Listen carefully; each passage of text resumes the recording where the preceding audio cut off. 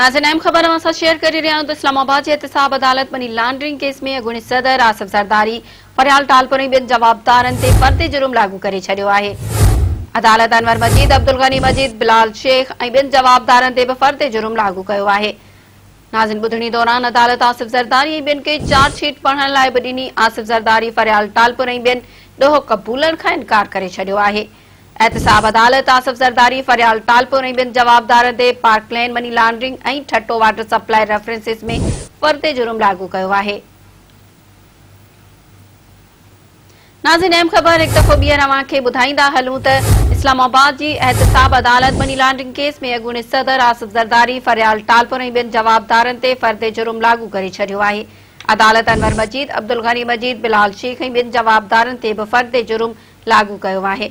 ॿुधणी दौरान अदालत आसिफ ज़रदारी ऐं ॿियनि खे चार्जशीट पढ़ण लाइ बि ॾिनी। आसिफ ज़रदारी फरियाल टालपुर ऐं ॿियनि ॾोहो क़बूलण खां इनकार करे छॾियो आहे। एहतिसाब अदालत आसिफ ज़रदारी फरियाल टालपुर ऐं ॿियनि जवाबदारनि ते पार्कलैंड मनी लॉन्ड्रिंग ऐं ठटो वाटर सप्लाई रेफरेंसिस में फर्दी जुर्म लागू कयो आहे।